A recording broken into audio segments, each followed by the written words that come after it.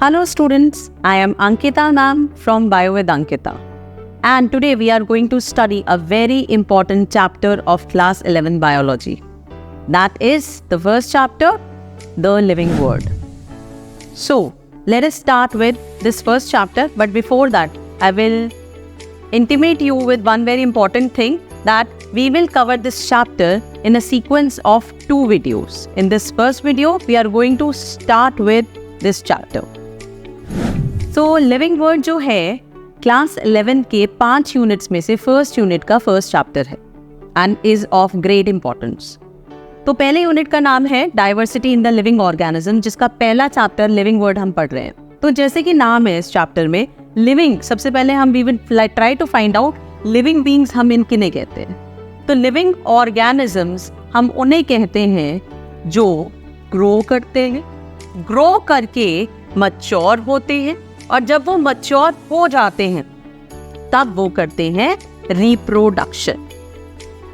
Reproduction एक essential feature करने के बाद they will grow further and ageing के बाद दे विल डाई.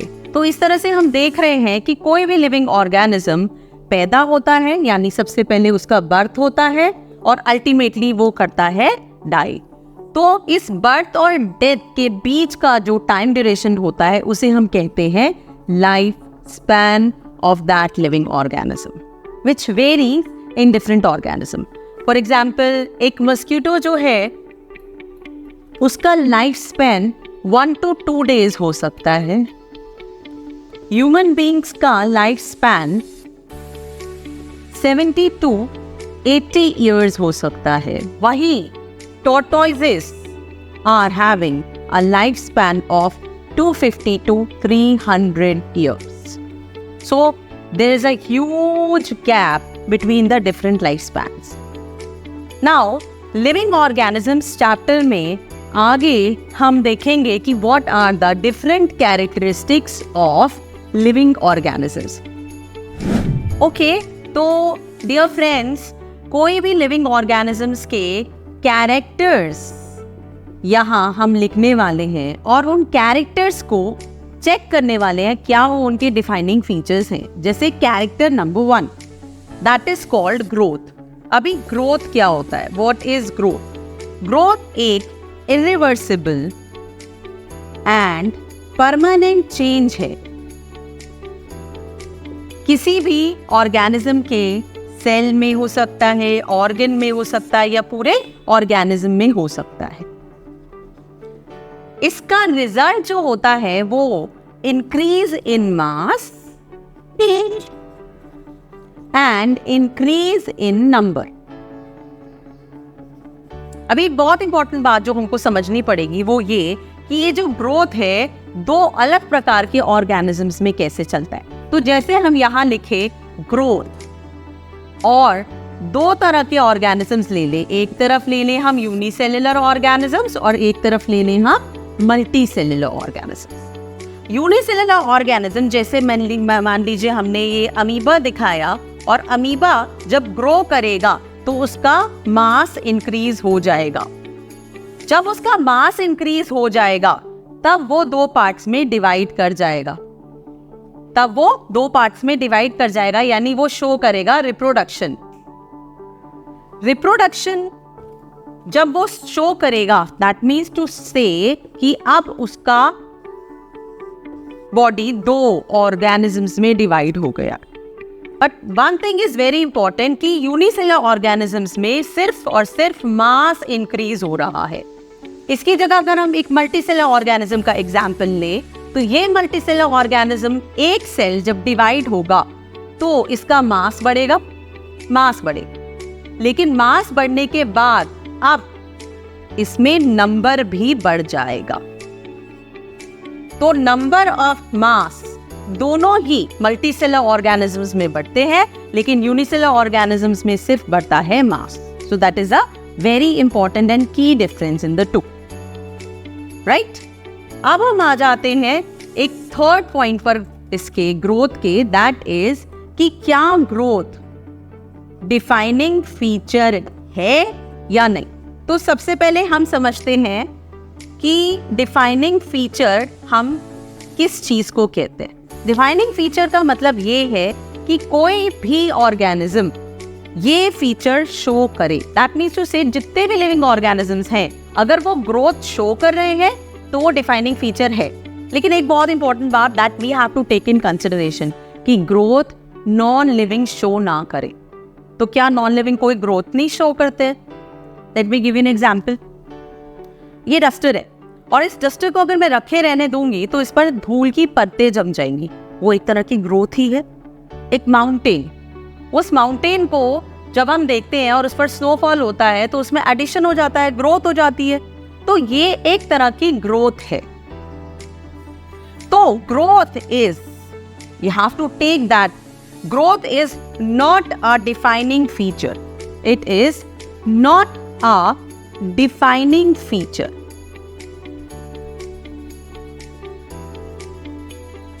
तो number 1 point, growth defining feature नहीं है। Let us take the second point and that is reproduction. Reproduction का मतलब क्या है? Producing one of the same kind, अपने जैसा दोबारा बनाना। Producing one of the same kind. तो क्या हम रिप्रोडक्शन को जब पढ़ते हैं तो रिप्रोडक्शन सभी लिविंग ऑर्गेनिजम्स शो करते हैं? कुछ लिविंग ऑर्गेनिजम्स रिप्रोड्यूस नहीं कर पाते। Let me give you an example. For example, honey bees. Honey B के हाइव में 3 तरह के ऑर्गेनिजम्स हैं। एक है क्वीन बी, एक है मेल और तीसरे हैं वर्कर बीज। इनमें से worker bees are not capable of reproducing, यानी वर्कर बीज रिप्रोडक्शन शो नहीं करती है। तो क्या ये डिफाइनिंग फीचर है? ऑब्वियसली एक डिफाइनिंग फीचर रिप्रोडक्शन नहीं है। तो reproduction like growth is not a defining feature. You have to write not a defining feature. Feature number 3 that we are coming on is a very very important feature और इसको कहते हैं हम metabolism. Metabolism का मतलब है कि कोई भी लिविंग ऑर्गेनिज्म, उसके बॉडी के अंदर there are so many chemical reactions which are going on। वो सभी केमिकल रिएक्शंस का सम टोटल कहलाता है metabolism. Sum total of all the reactions is called metabolism. Any kind of exchange which takes place within the body of an organism and between the environment is called metabolism. तो metabolism जो होता है वो 2 तरह का होता है। That is catabolic and anabolic. Catabolic का मतलब क्या होता है? Catabolic का मतलब होता है जब एक बड़ा कंपाउंड छोटे छोटे टुकड़ों में टूट जाता है। तो जब एक बड़ा कंपाउंड छोटे छोटे टुकड़ों में टूट जाता है तो there is release of energy. दूसरी तरफ एनाबॉलिक रिएक्शन में बहुत सारे छोटे छोटे कंपाउंड्स जुड़कर एक बड़ा कंपाउंड बनाते हैं। यहां पर use of energy takes place. Now, let me give you a hint. 2 reactions जो हमारे प्लैनेट अर्थ पर कंटिन्यूसली हो रही हैं, फोटोसिंथेसिस और रेस्पिरेशन। तो फोटोसिंथेसिस और रेस्पिरेशन में से कौन सी रिएक्शन कैटाबॉलिक होगी और कौन सी रिएक्शन एनाबॉलिक होगी? सो आई थिंक आप लोगों को ये आंसर मालूम चल गया होगा।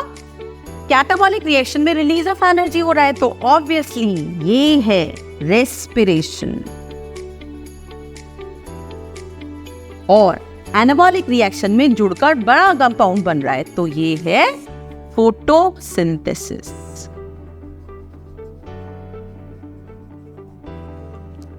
Are we clear with this much?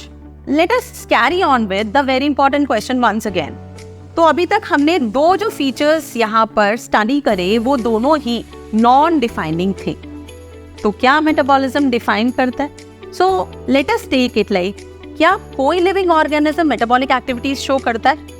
ये मेरा मार्कर, बोर्ड, चेयर, टेबल, क्या इनके अंदर कोई केमिकल रिएक्शंस चल रही है? वी नो दैट नहीं चल रही है। कोई मेटाबॉलिक रिएक्शंस क्योंकि नॉन लिविंग में नहीं हो रही है तो मेटाबॉलिज्म वो शो नहीं करते। इसका मतलब ये है कि मेटाबॉलिज्म क्या है? It is naturally a defining feature. तो जो डिफाइनिंग फीचर उसे मैं ब्लू कलर के ओवल से सर्कल कर रही हूँ। So it is definitely a very important and a defining feature. तो हमारे रिप्रोडक्शन, ग्रोथ और मेटाबॉलिज्म में से अभी metabolism has become a defining feature. Let us come on to the next feature that is called organisation. Organisation का क्या मतलब है? क्या हम IBM और माइक्रोसॉफ्ट की बात कर रहे हैं? IBM and Microsoft are very small examples. Our body, human body is the best example of organisation. जिस तरह की ऑर्गेनाइजेशन हमारा बॉडी शो करता है, ऐसे दुनिया की टॉप मोस्ट ऑर्गेनाइजेशन भी शो नहीं करती है। They only mimic us. Organisation क्या है?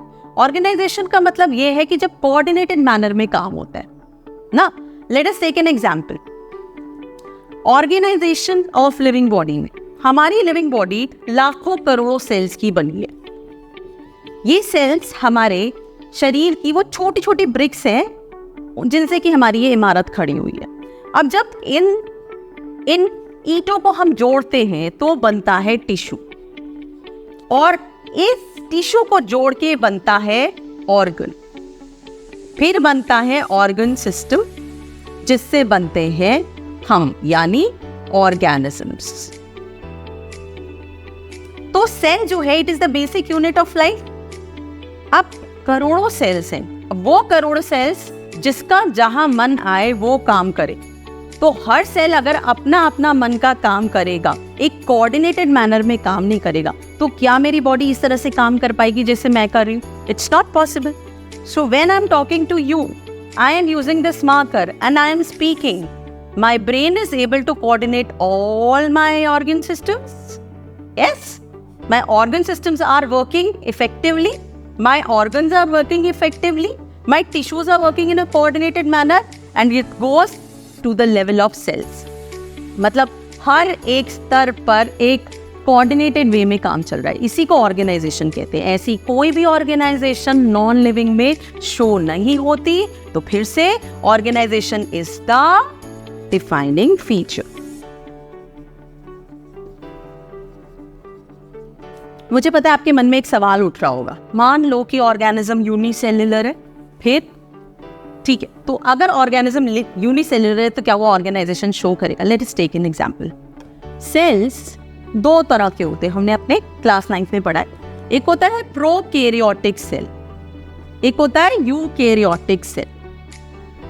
तो इनके कुछ एग्जाम्पल्स मैं लिख देती हूँ। प्रोकैरियोटिक सेल का जैसे एग्जाम्पल है बैक्टीरिया, और यूकैरियोटिक सेल का एग्जाम्पल कुछ भी हो सकता है। मान लीजिए मैंने कहा प्लांट सेल। तो इन दोनों में क्या अंतर है? क्या ऑर्गेनाइजेशन है अगर सिंगल सेल्ड है? ऑर्गेनाइजेशन इन दोनों में से कौन शो करेगा? प्रोकैरियोटिक सेल में न्यूक्लियस नहीं होता, छोटे छोटे राइबोसोम्स होते हैं, और कोई भी ऐसा ऑर्गेनेली नहीं होता जो कि एक स्पेसिफिक कोऑर्डिनेटेड मैनर में काम कर पाए। यानी काम तो चल रहा है, हो रहा है, पर कोई वेल डिफाइंड बाउंड्रीज नहीं है। तो बिना कंपार्टमेंटलाइजेशन के प्रोकैरियोटिक सेल में जो ऑर्गेनाइजेशन है वो वेल डिफाइंड नहीं है। अब जब हम जैसे eukaryotic cellulars, highly developed organisms आए, तो उनमें सबसे बड़ा अंतर क्या आया है? That is compartmentalisation. सबको अपना अपना काम पता है। भाई nucleus, you are the control centre. Endoplasmic reticulum, आप ट्रांसपोर्ट करोगे। माइटोकॉन्ड्रिया, आप एनर्जी प्रोड्यूस करोगे। इस तरह से जब सारे ऑर्गेनेलीज कोऑर्डिनेटेड मैनर में एक दूसरे को हेल्प करते हैं, तो डेफिनेटली एक यूकैरियोटिक सेल के अंदर भी ऑर्गेनाइजेशन शो हो रही है। So organisation, my dear friends, is definitely a defining feature of organisms. तो मेटाबॉलिज्म के बाद में, ग्रोथ के बाद में, अब हम आ रहे हैं कॉन्शियसनेस पर। कॉन्शियसनेस, अभी कॉन्शियसनेस क्या चीज है? इन्हें आजकल के जो बड़े बड़े गुरुज हैं वो एक्सप्लेन करते हैं what is consciousness. So consciousness क्या है? It is the ability to respond to a stimuli. अभी स्टिमुलाई क्या है? Ability to respond to a stimuli. अभी स्टिमुलाई क्या है? Stimuli is any kind of change in the environment. तो जैसे कि मान लीजिए किसी ने अपना हाथ गरम चीज पर रख दिया, गरम चीज पर हाथ रखते ही वो तुरंत उसे वहां से हटा लेता है। तो स्टिमुलस था वो हॉट ऑब्जेक्ट, और उस हॉट ऑब्जेक्ट पर जो मैंने रिस्पॉन्ड दे दिया, जो मेरा रिस्पॉन्स था, मैंने क्या किया? अपना हाथ वहां से हटा लिया। तो I took away my hand, right.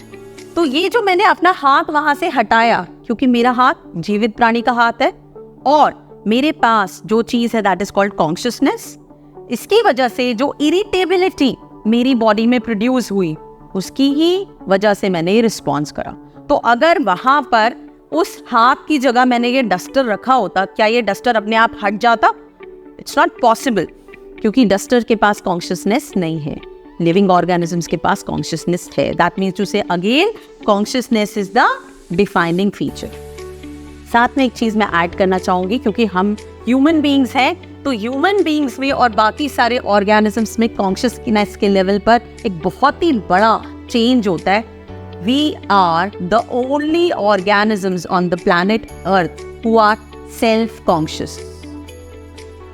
Self-consciousness का मतलब ये है, we have the ability to know that what is right and what is wrong. This is right and this is wrong. So, biology is not only a subject जो हमें चीर फाड़ करना सिखाता है. It is a subject which gives you a philosophy, which gives you this promise that human beings are at the top of human evolution and we are responsible for the planet Earth and its life. So self-consciousness is to having discerning abilities to discriminate between what is right and what is wrong. तो right और wrong के बीच में जानना human beings का अकेला arena है। बाकी कोई भी ऑर्गेनिजम्स ये क्वालिटी शो नहीं करते, सेल्फ कॉन्शियसनेस। तो इस तरह से if I come over here and take a full